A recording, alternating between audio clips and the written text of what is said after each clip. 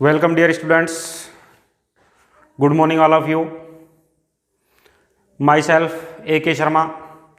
Dear students, solid state में next lecture number 17 हम start करेंगे हिंदी मीडियम में। पिछले लेक्चर में हमने पढ़ा क्रिस्टलीय ठोस में अपूर्णता या दोष। क्रिस्टलीय ठोस में अपूर्णता या दोष मैं एक बार रिपीट कर रहा हूं।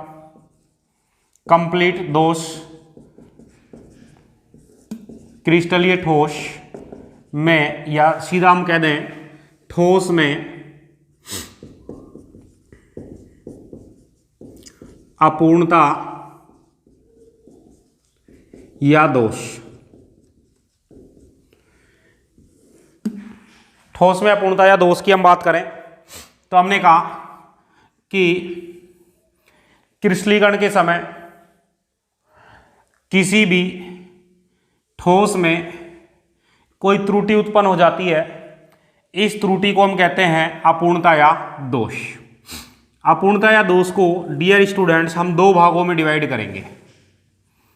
नंबर फर्स्ट हमारे पास है इलेक्ट्रॉनीय दोष, और नंबर सेकंड पर हमारे पास है बिंदु दोष या परमाणुवीय दोष। ठीक है, कितने पार्ट्स हो गए? दो पार्ट्स हो गए। फर्स्ट नंबर पे आ गया हमारे पास इलेक्ट्रॉनीय दोष और सेकंड नंबर पर आ गया बिंदु दोष या परमाणुवीय दोष।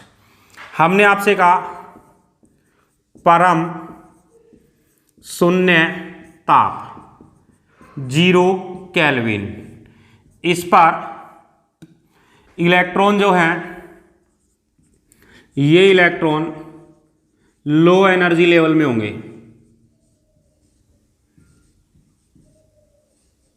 लो एनर्जी लेवल में होंगे। जैसे ही हम टेम्परेचर इंक्रीज करेंगे तो हमने कहा कुछ इलेक्ट्रॉन उत्तेजित होकर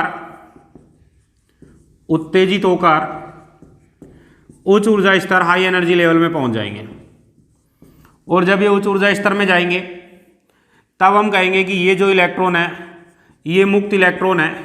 इन मुक्त इलेक्ट्रॉनों के कारण इनकी चालकता के मान में क्या हो जाएगी? वृद्धि हो जाएगी।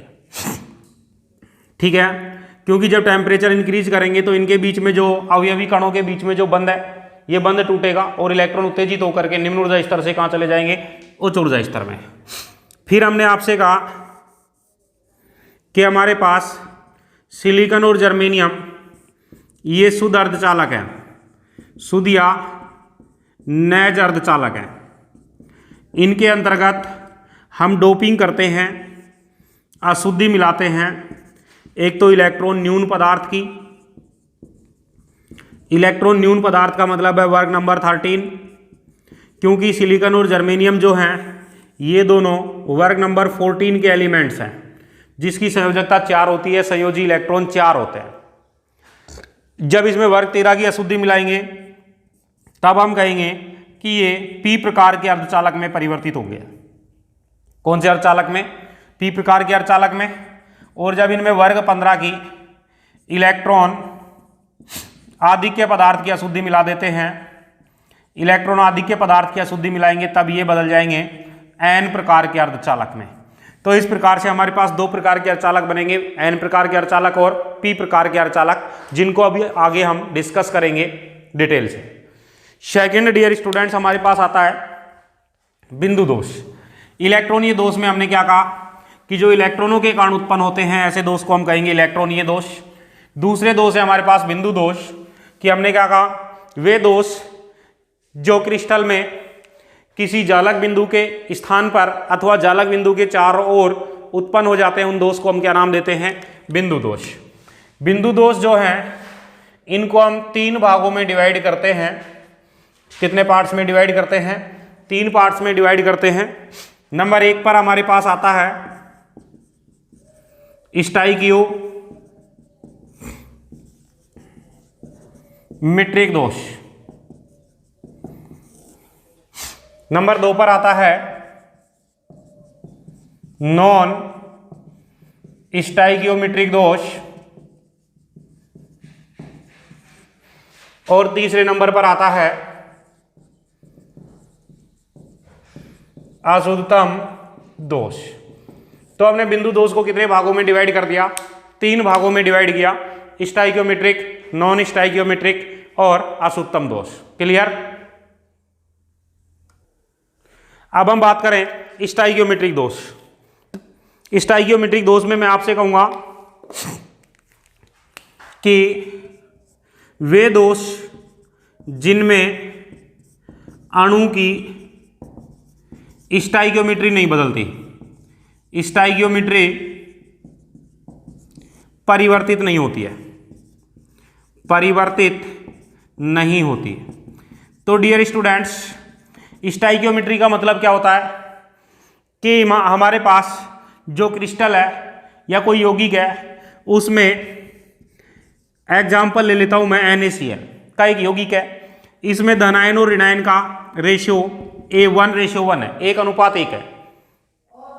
जब पूरे क्रिस्टल में NaCl का अनुपात भी इसके फॉर्मूले के अकॉर्डिंग हो, रासायनिक सूत्र के अकॉर्डिंग हो, तब हम इस यौगिक को कहेंगे स्टाइकियोमेट्रिक यौगिक।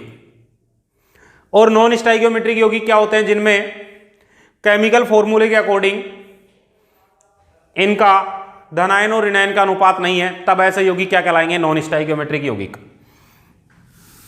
हमने कहा कि दोष उत्पन्न होने के बाद भी इस क्रिस्टल में धनायन और ऋणायन का अनुपात यौगिक के सूत्र में जो अनुपात दिया उसके अकॉर्डिंग है, कोई चेंज नहीं हो रहा है, उसके समान है, तब हम कहेंगे कौन सा दोष है? स्टाइकियोमेट्रिक दोष। कौन सा दोष है? स्टाइकियोमेट्रिक दोष। स्टाइकियोमेट्रिक दोष हमने जनरली 2 भागों में डिवाइड किया। एक होता है रिक्ति का दोष और दूसरे नंबर पर होता है अंतराकाशी दोष। अंतराकाशी दोष। रिक्ति का दोष में हम बात करें तो हम कहेंगे कि इनमें समान संख्या के अवयवी कण, दोनों प्रकार के अवयवी कण क्रिस्टल में अपने जालक स्थान पर नहीं जुड़ेंगे, क्रिस्टल जालक से बाहर रह जाएंगे और इनके स्थान पर रिक्तिका प्राप्त हो जाएगी। इस प्रकार के दोष को हमने क्या नाम दिया? रिक्ति का दोष। इसमें मेन पॉइंट एक तो हमने क्या कहा, घनत्व क्या हो जाएगा? कम हो जाएगा। क्रिस्टल का घनत्व क्या हो जाएगा? कम हो जाएगा। और किसी भी क्रिस्टल को गर्म करने पर, क्या करने पर? गर्म करने पर इस प्रकार के दोष उत्पन्न होते हैं। फिर सेकंड था अंतराकाशी दोष। अंतराकाशी दोष में हमने क्या कहा? कोई भी अतिरिक्त कण, लेकिन समान संख्या में अतिरिक्त कण अंतराकाश में आकर के व्यवस्थित हो जाएं। कहां पर व्यवस्थित हो जाएं? अंतराकाश में। तब इस प्रकार के दोष को हम क्या नाम देंगे? अंतराकाशी दोष। और इस दोष में हमने क्या कहा? घनत्व क्या हो जाता है? बढ़ जाता है, उच्च हो जाता है। ठीक है। तो स्टाइकियोमेट्रिक दोष जनरली हमने 2 भागों में डिवाइड किया, रिक्ति का दोष और अंतराकाशी दोष। अब हम बात करें इन स्टाइकियोमेट्रिक दोष को आयनिक यौगिकों में हम 2 नए नाम से पढ़ते हैं। एक तो आता है शॉटकी दोष, शॉटकी दोष, और दूसरे नंबर पर आता है फ्रैंकल दोष। शॉटकी दोष का मतलब हो गया शॉर्ट हो जाना, यानी कि घनत्व कम हो जाएगा। और घनत्व कम किस में होगा? रिक्तिका दोष में। इसका मतलब है शॉटकी दोष एक प्रकार का अनायनिक यौगिकों में होने वाला रिक्तिका दोष का एक प्रकार है। जिस प्रकार अनायनिक यौगिकों में रिक्तिका दोष उत्पन्न होता है, उसी प्रकार से आयनिक यौगिकों में कौन सा दोष उत्पन्न होगा? शॉटकी दोष उत्पन्न होगा। इसमें क्या होगा? इसमें वापस वही कहेंगे, घनत्व क्या हो जाएगा? कम हो जाएगा। किन यौगिकों में पाया जाएगा? ऐसे आयनिक यौगिक जिनमें नंबर फर्स्ट कोऑर्डिनेशन नंबर उच्च होता है। कोऑर्डिनेशन नंबर क्या होता है? उच्च होता है। और नंबर सेकंड जिनमें धनायनों और ऋणायनों के आकार में अधिक अंतर नहीं होता, आयनों का आकार लगभग समान होता है। तो सेकंड हो गया जिनमें कोऑर्डिनेशन नंबर उच्च होता है, और सेकंड पॉइंट हो गया आयनों का आकार लगभग समान होता है। आयनों का आकार लगभग क्या होता है? समान होता है। ऐसे आयनिक यौगिकों में कौन सा दोष उत्पन्न होता है? शॉटकी दोष उत्पन्न होता है। कौन सा दोष उत्पन्न होता है? शॉटकी दोष उत्पन्न होता है। क्लियर? अब हम बात करेंगे फ्रैंकल दोष की। फ्रैंकल दोष जो है, इस दोष में घनत्व जो है वो अपरिवर्तित रहेगा। क्यों अपरिवर्तित रहेगा? तो हमने क्या कहा, कोई भी आयन, मेनली धन आयन, सामान्यतः कौन सा, धन आयन, ये अपने अंतराकाश स्थान पर, अपने मूल स्थान पर, ज्वाला के स्थान पर नहीं जुड़ेगा, वहां से हट करके अंतराकाश में चला जाएगा। तो अणुओं की संख्या में कोई परिवर्तन नहीं हुआ, जिससे घनत्व क्या रहेगा, अपरिवर्तित। और जिन आयनिक यौगिकों में कोऑर्डिनेशन नंबर कम होता है और जिनमें धनायन छोटा व ऋणायन बड़ा होता है, ऋणायन बड़े आकार का होता है, उनमें ये दोष उत्पन्न होता है, उनमें मेनली ये दोष उत्पन्न होता है। अब हम कहें सोट की दोष क्षार धातु और क्षार मृदा धातु के आयनिक यौगिकों में, जैसे NaCl, KCl, KBr, ठीक है, CsCl, सीजियम क्लोराइड, AgBr, इनमें पाया जाएगा। फ्रैंकल दोष मेनली सिल्वर के जितने भी हैलाइड हैं, AgF, AgCl, AgBr, AgI और ZnS, ZnO आदि इनमें पाया जाएगा। क्लियर? फिर एक इंपॉर्टेंट पॉइंट हमने कहा कि AgBr जो है ये एक ऐसा आयनिक यौगिक है जिनमें दोनों दोष होते हैं, सोट की दोष भी और फ्रैंकल दोष भी। क्लियर? एकमात्र ऐसा आयनिक यौगिक जिसमें दोनों प्रकार के दोष उत्पन्न होते हैं, सोट की दोष भी और फ्रैंकल दोष भी, कौन सा है, AgBr। क्लियर? ये हो गया हमारे पास स्टाइकियोमेट्रिक दोष। कौन सा दोष हो गया डियर स्टूडेंट्स, स्टाइकियोमेट्रिक दोष। अब हम आएंगे सेकंड दोष पर। स्टाइकियोमेट्रिक दोष जो हमने पढ़ा, इसमें मैं एक पॉइंट और बता दूं आपसे, जो हम सोट की दोष पढ़ रहे थे, सोट की दोष में एक एग्जांपल हमने लिया NaCl। NaCl के 1 सेंटीमीटर क्यूब आयतन में 10⁶ सोट की युग्म होते हैं। कितने सोट की युग्म होते हैं, 10⁶ सोट की युग्म होते हैं, और 1 सेंटीमीटर क्यूब में टोटल 10⁻23 आयंस प्रेजेंट होते हैं। ठीक है, 10⁻22 आयंस होते हैं, सॉरी, लगभग 10⁻22 आयंस होते हैं। इसका मतलब हो गया 10⁻22 आयंस में 10⁶ का भाग देंगे तो 10⁻16 आयंस पर एक सोट की युग्म रहेगा, एक सोट की युग्म रहेगा। एक सोट की युग्म कितने आयनों पर रहेगा, 10⁻16 आयंस पर एक सोट की युग्म रहेगा। क्लियर? अब हम बात करेंगे सेकंड पॉइंट, नॉन स्टाइकियोमेट्रिक दोष। नॉन स्टाइकियोमेट्रिक दोष कौन सा दोष है, जिसमें अणु की स्टाइकियोमेट्री बदल जाती है।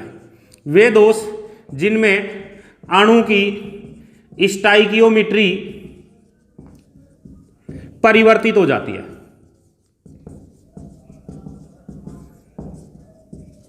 अणु की स्टाइकियोमेट्री क्या हो जाती है, परिवर्तित हो जाती है। यानी कि अणु की स्टाइकियोमेट्री यौगिक के अवयवी कणों के इस अनुपात में नहीं पाई जाएगी, चेंज हो जाएगी।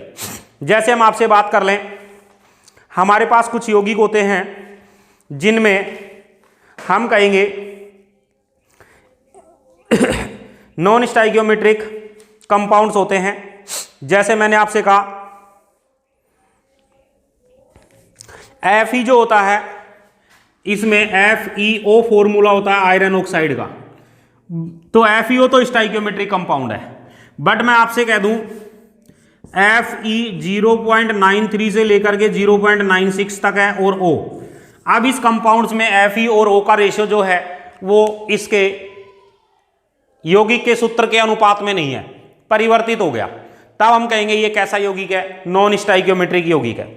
कैसा यौगिक है, नॉन स्टाइकियोमेट्रिक यौगिक है। ऐसे ही वेनेडियम ऑक्साइड है, वेनेडियम ऑक्साइड का फॉर्मूला होता है वेनेडियम मोनोऑक्साइड का VO, लेकिन इसमें 0.6 से लेकर के 1.3 तक अनुपात रहेगा ऑक्सीजन का, तब हम कहेंगे VO 0.6 से 1.3।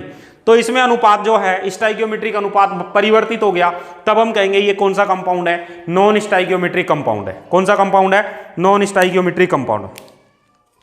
ऐसे ही FeS आता है, Fe 0.86 से 0.93 तक और S, इसमें भी हमारे पास जो Fe का रेशियो हो गया 0.86 से 1.0, 1 पे आ जाएगा तब तो स्टाइकियोमेट्री हो जाएगा, 1 से कम होगा तब हम कहेंगे ये नॉन स्टाइकियोमेट्रिक है। कैसा कंपाउंड है, नॉन स्टाइकियोमेट्रिक है। ठीक है। ऐसे ही कॉपर सल्फाइड होता है, नॉन स्टाइकियोमेट्रिक कंपाउंड बनाता है। तो हम कहेंगे कि वे दोष जिनमें अणु की स्टाइकियोमेट्री क्या हो जाती है, परिवर्तित हो जाती है, कौन से दोष होते हैं, नॉन स्टाइकियोमेट्रिक दोष। इस प्रकार के परिवर्तन में हम आपसे कहेंगे कि दो प्रकार के नॉन स्टाइकियोमेट्रिक दोष होंगे। कितने प्रकार के होंगे, दो प्रकार के होंगे। एक नॉन स्टाइकियोमेट्रिक दोष जिसमें धातु धनायन की अधिकता होगी, जिसको हम कहेंगे धातु आधिक्य दोष। कौन सा दोष कहेंगे डियर स्टूडेंट्स, धातु आधिक्य दोष। और सेकंड जिसमें धातु की कमी होगी, उसको हम कहेंगे धातु न्यूनता दोष। धातु न्यूनता दोष। क्लियर हो गई बात। तो हमारे पास नॉन स्टाइकियोमेट्रिक दोष दो प्रकार के हो गए, धातु आधिक्य दोष और धातु न्यूनता दोष। धातु का आधिक्य हम दो तरीके से कर सकते हैं। एक तरीका मैंने आपसे कहा, ये Na+, Cl-, फिर Na+, फिर Cl-, ये एक रेगुलर अरेंजमेंट में व्यवस्थित होंगे, अरेंज होंगे और एक क्रिस्टल का निर्माण करेंगे। ठीक है। अब मैं यहां से कहूं आपसे कि यहां पर मेरे पास किसी एक जालक बिंदु के स्थान से धनायन जो है, ऋणायन जो है ये गायब हो गया। अब ऋणायन गायब हो गया, तब मैं कहूंगा ये लो, ये ऋणायन हटा दिया। अब धनायन की संख्या कंपेरेटिव में क्या हो गई, ज्यादा हो गई। कंपेरेटिवली धनायन ज्यादा हो गए और ऋणायन कम हो गए, तो ये हो गया धातु आधिक्य दोष।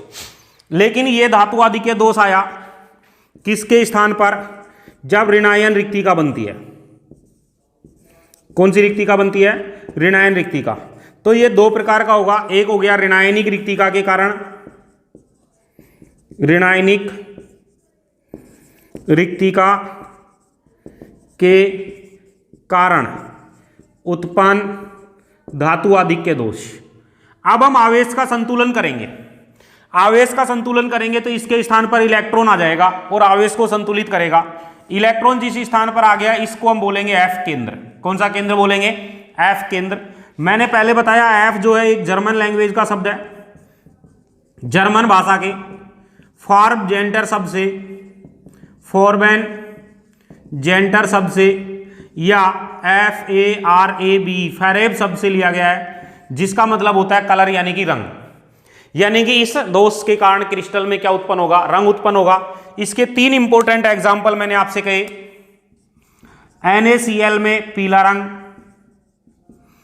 LiCl में गुलाबी रंग और KCl जो है इसमें बैंगनी रंग, इसी दोष से उत्पन्न होते हैं। इसके तीन इंपॉर्टेंट एग्जाम्पल है। ठीक है।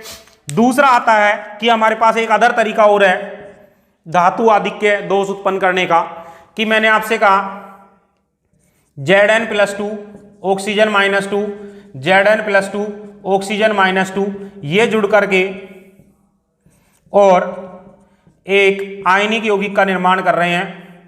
इस आयनिक यौगिक के निर्माण के समय मैंने कहा कि एक्स्ट्रा धनायन आकर के अंतराकाश में जुड़ गया। कहां आकर के जुड़ गया, अंतराकाश में।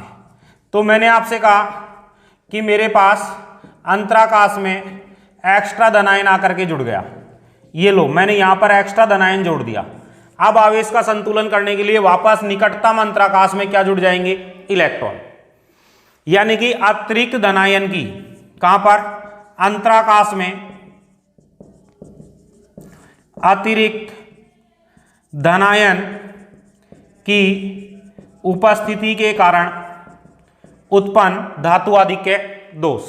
इसका एग्जाम्पल लिया मैंने, ZnO का कमरे के ताप पर कलर होता है, ZnO का कलर कमरे के ताप पर होता है व्हाइट, श्वेत होता है। इसको गर्म करेंगे तो ये बनाएगा Zn+2 हाफ ऑक्सीजन, 2 इलेक्ट्रॉन बाहर निकलेंगे। ये इलेक्ट्रॉन आवेश संतुलन में भाग लेंगे और ये Zn अंतराकाश पे आकर व्यवस्थित हो जाएगा। ठीक है। तो ये दो हमारे पास धातु आधिक्य दोष हो गए।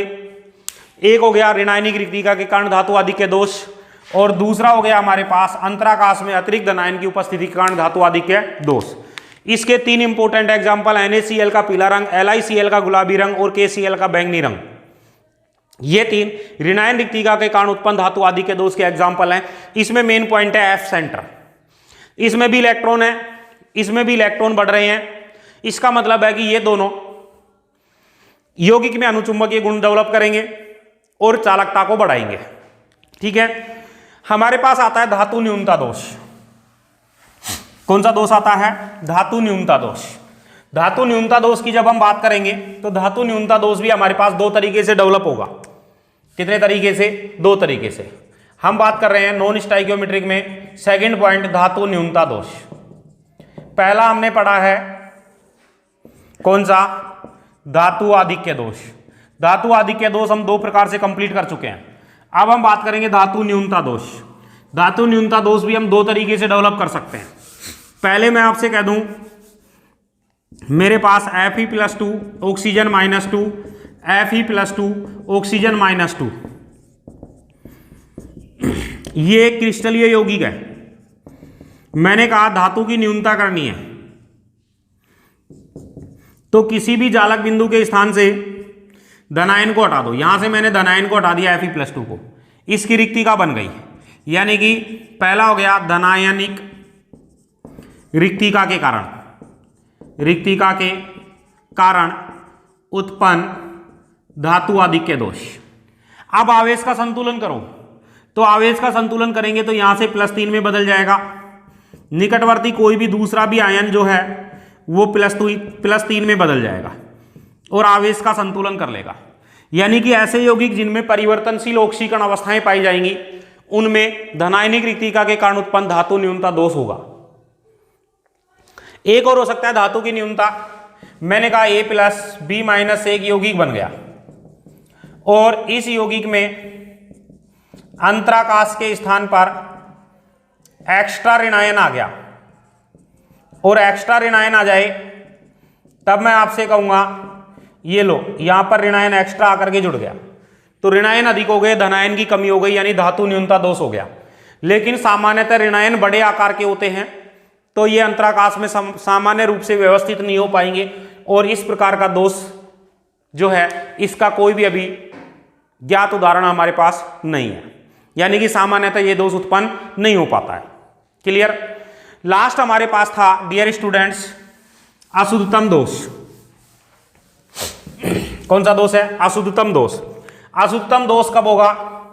यदि क्रिस्टल में अन्य आयन में अवयवी आयनों के अतिरिक्त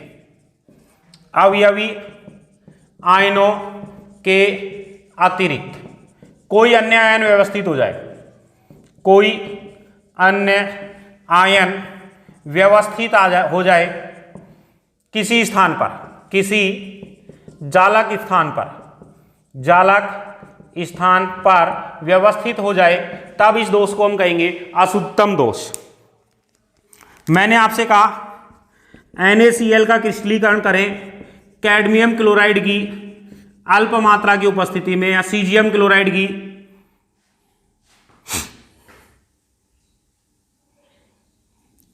SrCl2 स्ट्रोंशियम क्लोराइड की अल्प मात्रा की उपस्थिति में। इस कंडीशन में क्या होगा? Na+Cl- Na+ और Cl- ये व्यवस्थित होकर के और क्रिस्टल का निर्माण करेंगे। लेकिन कुछ स्थानों से Na+ गायब हो जाएगा और उसके स्थान पर Sr+2 व्यवस्थित हो जाएगा। अब हम देखें तो Na+ पर तो एक चार्ज है प्लस और Sr पर +2 आवेश है, तो 2 Na+ गायब होंगे, 2 में से एक के स्थान पर Sr+2 जुड़ जाएगा और एक के स्थान पर रिक्तिका बच जाएगी। यानी कि बनने वाली धनायन रिक्तियों की संख्या उतनी ही होगी जितनी कि दूसरा आयन आकर के जुड़ रहा है। 2 Na+ हटेंगे, एक Sr+2 जुड़ेगा, एक की जगह रिक्तिका प्राप्त हो जाएगी। ऐसे इसका एक एग्जाम्पल बताया था, AgCl का क्रिस्टलीकरण करेंगे कैडमियम क्लोराइड की अल्प मात्रा की उपस्थिति में, तो भी हम कहेंगे अशुद्धतम दोष उत्पन्न होगा। क्लियर? इस प्रकार से हमने ठोस में अपूर्णता या दोष पढ़े। क्लियर हो गई बात? अब हम आपसे बात करेंगे ठोसों के गुण, और ठोसों में गुणों में हम बात करेंगे तो एक तो चालकता का गुण पढ़ेंगे और दूसरा हम पढ़ेंगे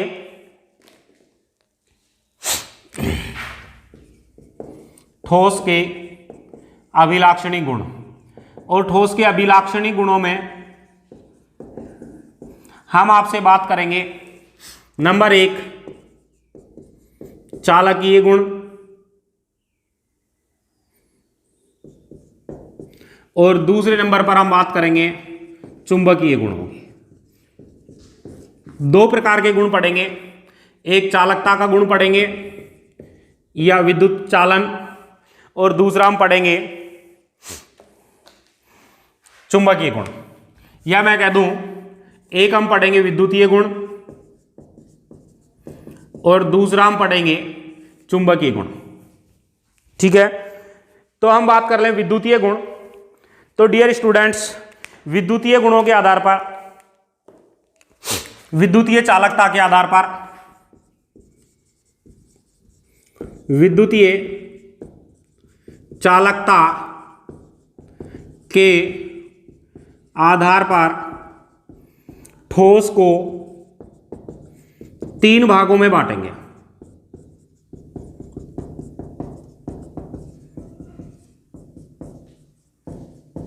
कितने भागों में वर्गीकृत करते हैं? 3 भागों में वर्गीकृत करते हैं। ए होता है चालक, बी होता है अचालक, और सी होता है अर्धचालक। चालक का मतलब हो गया वे पदार्थ, वे ठोस जो विद्युत धारा को का क्या करते हैं? प्रवाह करते हैं। क्या कहलाएंगे? चालक कहलाएंगे। क्या कहलाएंगे? चालक। अचालक में हम कहेंगे वे पदार्थ या वे ठोस जो वैद्युत धारा का चालन नहीं करते। क्या कहलाएंगे? अचालक कहलाएंगे।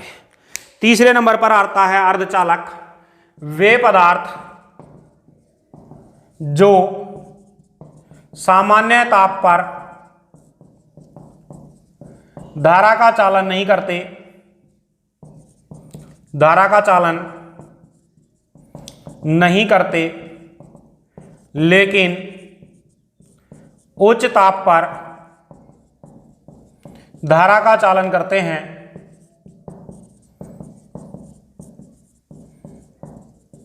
क्या कहलाते हैं? अर्धचालक पदार्थ कहलाते हैं। क्लियर? हम आपसे कहेंगे कि जो हमारे पास चालक हैं, इन चालक पदार्थों की चालकता परास जो है 10⁴ से लेकर के 10⁷ ओम इनवर्स मीटर इनवर्स कोटि की होती है। ओम इनवर्स मीटर इनवर्स कोटि की होती है। तो ध्यान रखना, ये ओम इनवर्स मीटर इनवर्स जो है ये चालकता का ऐसा ही मात्रक है। सर्वाधिक रेंज क्या है? 10⁷।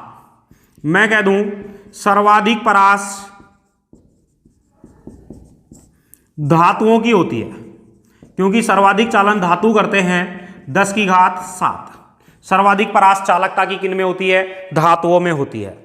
क्लियर? चलो आगे हम बात करेंगे चालक जो होते हैं ये हमारे पास 2 प्रकार के होते हैं। इसको डिटेल से पढ़ने से पहले एक पॉइंट मैं आपसे बता दूं, अचालक जो हैं इनमें चालकता परास 10⁻⁻20 से 10⁻⁻10 की होती है। ओम इनवर्स मीटर इनवर्स कोटि की होती है। और जो हमारे पास अर्धचालक हैं इनमें चालकता परास 10⁻⁻6 से 10⁴ ओम इनवर्स मीटर इनवर्स कोटि की होती है। चालक में चालकता की परास 10⁻4 से 10⁷ ओम इनवर्स मीटर इनवर्स। अचालक में चालकता परास 10⁻⁻20 से 10⁻⁻10 ओम इनवर्स मीटर इनवर्स। और अर्धचालक में चालकता परास 10⁻⁻6 से 10⁻4 तक ओम इनवर्स मीटर इनवर्स कोटि की होती है। क्लियर हो गई बात। हम बात करेंगे सर्वाधिक चालकता किनकी होती है, धातुओं की, और चालकता रेंज क्या होगी 10 की घात 7। कुछ बुकों में इसकी रेंज को 10 की घात 8 लिखा हुआ है, कोई दिक्कत नहीं है, 10 की घात 7 एनसीईआरटी के अकॉर्डिंग हम बात कर रहे हैं, ठीक है। कुछ रेफरेंस बुकों में इसको 10 की घात 8 लिखा हुआ है, सर्वाधिक धातुओं की चालकता परास, लेकिन एनसीईआरटी के अकॉर्डिंग धातुओं की चालकता परास कितनी है 10 की घात 7 ओम इनवर्स मीटर इनवर्स। चालकता का ऐसा ही मात्रक क्या है, ohm inverse meter inverse. Clear. अब हम इनको डिटेल से देखेंगे नेक्स्ट लेक्चर में। Thank you.